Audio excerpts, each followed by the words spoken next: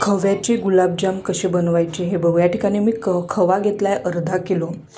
या ठिकाणी या खव्याचे आपण छान असं बारीक करून घेतलेला आहे। आपण हा एक वाटी खवा घेतलेला आहे। एक वाटी खवा घेतला असेल तर अर्ध्याला कमी हा मैदा घ्यायचा असतो। हा मैदा खव्यामध्ये छान मिक्स करून घ्यायचा। खवा जर पातळ असेल तर मैदा थोडा जास्तही लागू शकतो, थोडा घट्ट असेल तर मैदा हा थोडा कमी देखील लागू शकतो। या ठिकाणी मला अर्ध्याला जे कमी मी मैदा घेतला होता त्यातीलही मला मैदा हा थोडा शिल्लक राहिलेला आहे। या ठिकाणी आता आपण याचे छान असे गोल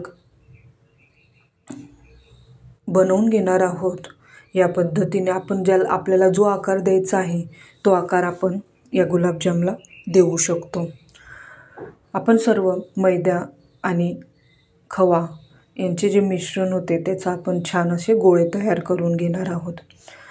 या पद्धतीने आपण सर्व गोळे तयार करून घेऊ। जर तुम्ही माझ्या चॅनलवर नवीन असाल तर माझ्या चॅनलला सबस्क्राईब करायला विसरू नका व बेल आयकॉन दाबायला विसरू नका। या ठिकाणी सर्व आपण गोळे तयार करून घेतलेले आहे या पद्धतीने, व बेल आयकॉन देखील दाबायला विसरू नका जेणेकरून जे नवनवीन व्हिडिओ मी टाकणार आहे ते सर्वप्रथम तुम्हाला बघायला मिळेल। या ठिकाणी तेल घेतलं आहे कढईत। तेल हे छान कडक गरम झालं की ते गोळे आपण तयार केले आहे ते त्यात टाकायचे आहे व छान असे लालसर कलर येईपर्यंत तळून घ्यायचे आहे।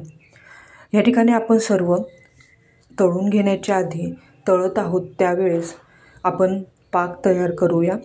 या ठिकाणी पातेल्यामध्ये मी पाणी टाकलेलं आहे गरम करण्यासाठी। आपले हे गुलाबजाम छान असे तळून होत आहेत। आपण हे पाणी जे गरम करायला ठेवलेलं होतं त्यात आपण आता अर्धा चमचा इलायची पावडर टाकलेली आहे। इलायची पावडर नंतर आपण आपल्या आवडीनुसार साखर टाकणार आहोत। पाक हा जास्त शिजवायचा नाही। पाक हा हाताला चिटकेल, बोटाला चिटकेल असाच हा पाक तयार करायचा आहे। या ठिकाणी आपला पाक हा 20 मिनिटांनी तयार झालेला आहे। आपण हे गुलाबजाम छान तळून घेतलेले आहेत, ते रेडी देखील आहे। या ठिकाणी आपलं साखरेचा पाक जो आहे तो देखील रेडी झालेला आहे। रेडी झाल्यानंतर आपण त्याला छान थंड होऊ देऊया। अर्ध्या तासासाठी छान असं थंड करून घेतलेलं आहे। जास्त गरम हिच्यातही टाकायची नाही गुलाबजाम।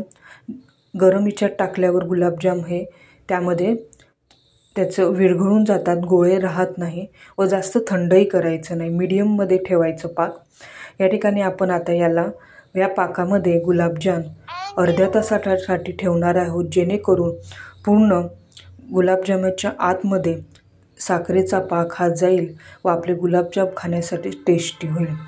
थँक्यू। तुम्हाला माझी रेसिपी कशी वाटली?